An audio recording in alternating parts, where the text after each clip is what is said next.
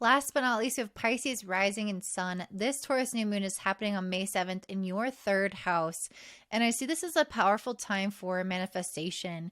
For you guys in particular, being in the third house, I feel like your words and your mindset are going to be even more powerful for manifesting right now than normal. And so this could be like you dropping a hint to your partner that you want something, or you can put it out in the universe that you're wanting to meet some new friends, or you're wanting to learn something new and find that perfect course for you. And then all of a sudden it pops up in your Google, search feed, or your partner gets it for you as a surprise one day. So there's this energy of kind of having more like antennas, and the more that you're sending that out, you can receive some important information back. Basically, you could hear something important in a conversation, or have just an idea come to you randomly, and it can spark this whole new endeavor for yourself that can help you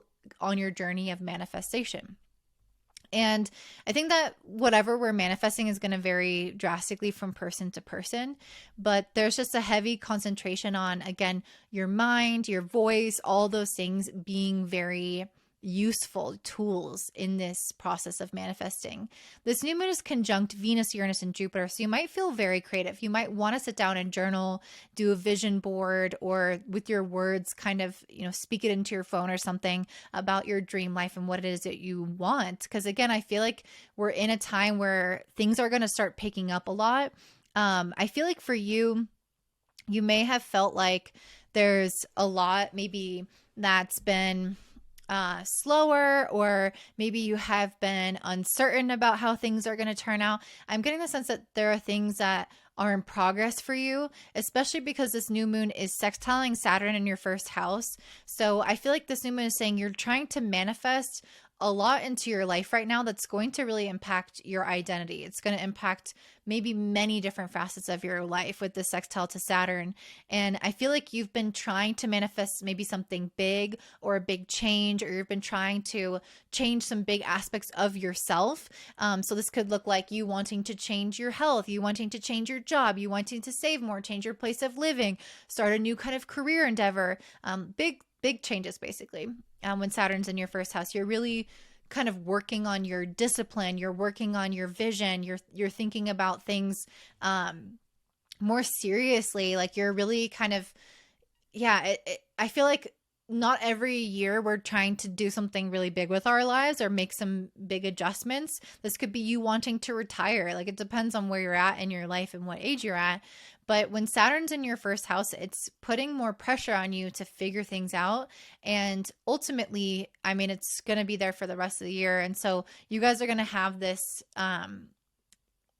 you're going to have this like Saturnian pressure of like, I want to do more. I want to be more. I want to achieve more. I want to move on to this next phase of my life. I want to advance in some way. And this new moon is a particularly powerful time of manifestation for that.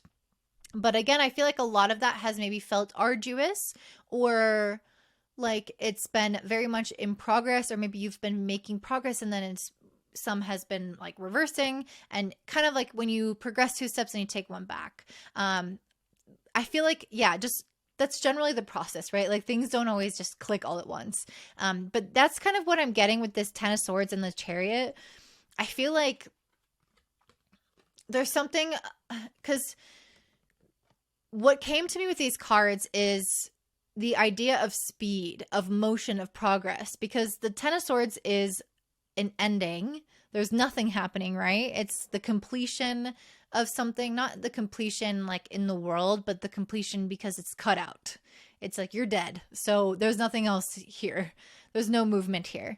And then we have the Chariot, which is using our willpower to really get things moving, really get things going.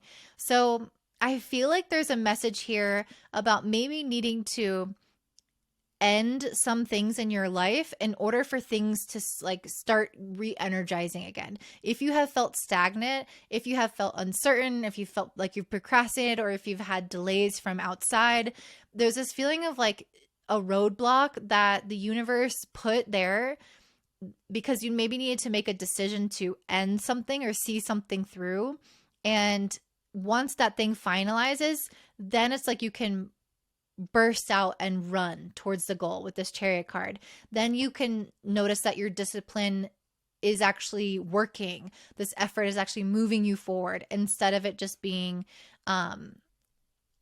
like you're trying, but you're not like going anywhere. So I feel like there's this feeling that something in your life is going to have to end, and then it will free up your space for things to pick up and manifest a lot quicker for you. And so this thing that's ending is probably going to vary drastically from person to person. I think some of you could be a mindset, it could be a place of living, it could be a habit, it could be a goal. Maybe you're like focusing on the wrong goal. And it's like you're meant to do this one instead. Maybe it's a relationship. There's something about this where I think it's probably pretty significant. Let me pull a card and see. Actually, let me roll this astrology dice and to see if anything comes out about what that is for you guys. What is it that's trying to end for Pisces? Sun, 8th house, Taurus. Okay, so it's going to vary for person to person, but some of you guys, it's going to be a life path that you're on, maybe something career wise that you've been putting a lot of energy and time into, and it's not really like, it's not going to get you to where you want to go. And so you need to make a big decision about shifting either your approach to it or the path entirely, and go to another goal, basically. Taurus and 8th house both are very much related to our finances. So there could be some debt that you need to pay off. You could be needing to save money, manage money differently, make money differently. This feels like very material based, this thing that needs to change in your life. Although the 8th house can also represent some issues with insecurities or issues with intimacy or sexuality.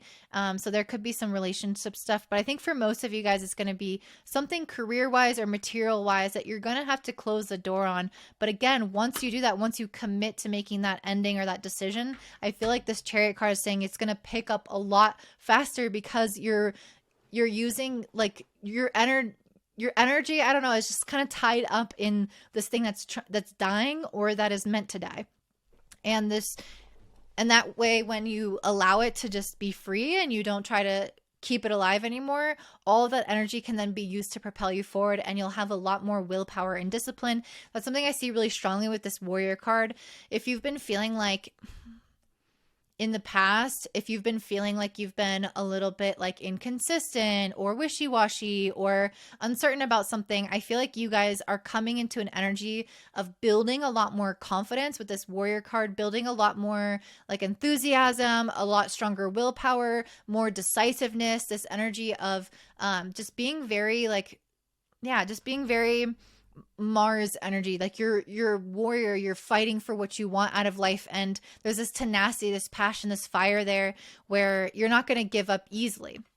And I see that also with the Queen of Wands in reverse and the Wheel of Fortune upright. It's almost like you having more self-respect and self-confidence is going to help you with your fortune. It's like these things will feed into each other. Once you say no to something in your life, I feel like it's establishing a proper boundary and reinforcing your self-respect in some way. Even if that thing wasn't necessarily bad, maybe it just wasn't like the right thing that for that moment.